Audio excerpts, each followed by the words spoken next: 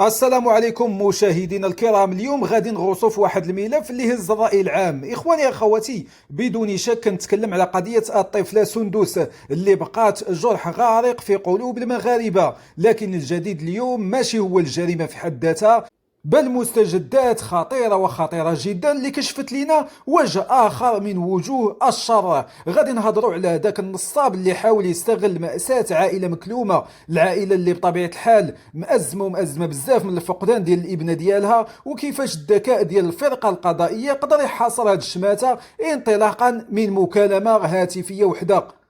اخواني اخواتي، ما نطولش عليكم. الاحداث كتقول باللي هذا الشخص اللي كيتسمى بطبيعه الحال واللي عطاوه واحد التعريف على انه نصاب بكل ما تحمله الكلمه من معنى، حاول يتواصل مع الاب ديال سندس باش يبتزو. وهنا كيتجلى الدور الجوهري للخبره التقنيه. الفرقه القضائيه ما خلات حتى ثغره، تبعت الخيوط الاتصاليه ديالو بين شريحه الاب وشريحه هذا الشخص. بالاستعانه بتقنيه جي بي اس تم تحديد الموقع ديالو بدقه متناهية، وشكر كبير لرجال الأمن. تخيلوا معايا إخواني أخواتي، لقاوه مخبي في القرية، نفس القرية اللي كتسكن فيها سندوس، وراء واحد المحل تجاري. هدموا الحانوت إخواني أخواتي اللي كان هو الخيط الرابط بين رجال الامن وهذا الشخص اللي وصلهم ليه، حيت اكد باللي هذا النصاب كان كيشري من عنده التعبئه باش يمارس التضليل ديالو.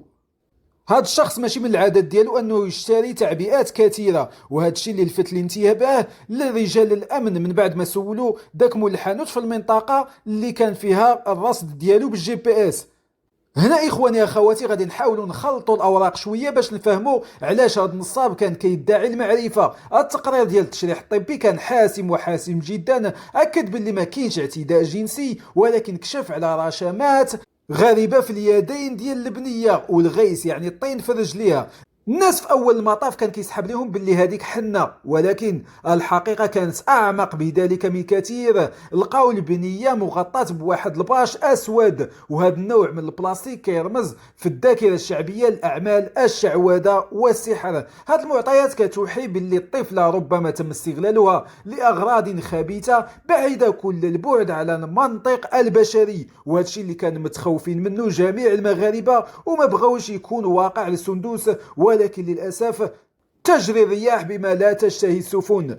اخواني اخواتي، ملي تشد هذا النصاب الهاتف ديالو بطبيعه الحال مشى للخبره، ولقاو فيه اتصالات مع شبكه واسعه من الرجال والنساء. الفرقه القضائيه استدعت كاع هاد الناس اللي عندهم صله به. الغريب في الامر ان هذا النصاب كان كيعرف توقيت وضع الحذاء، يعني الصباط، في الواد بدقه. ملي سولوه كيفاش عرفتي التوقيت بالضبط، جاوب ببروده دم وقال باللي كان من ضمن المتطوعين اللي كيقلبوا على البنيه في الواد.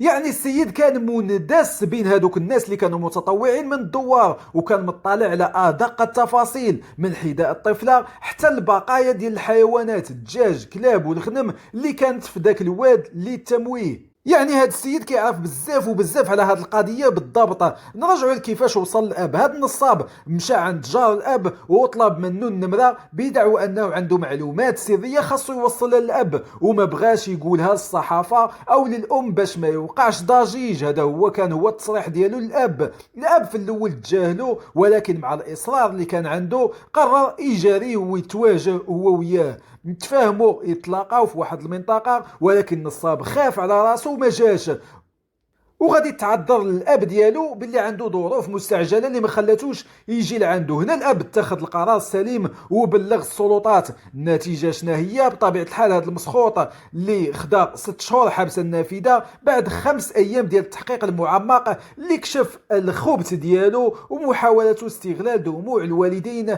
من اجل اطماع ماديه رخيصه.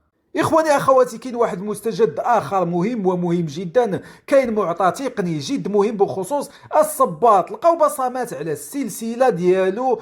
الام اكدت في التحقيقات باللي الصباط كان مزير بزاف على الرجلين ديال سندوس، ومستحيل يطير بوحدو في الواد. وهذا الشيء كيعني ان الجاني هو اللي حيدوا ليها بالجهد ولاحوا تما للتمويه.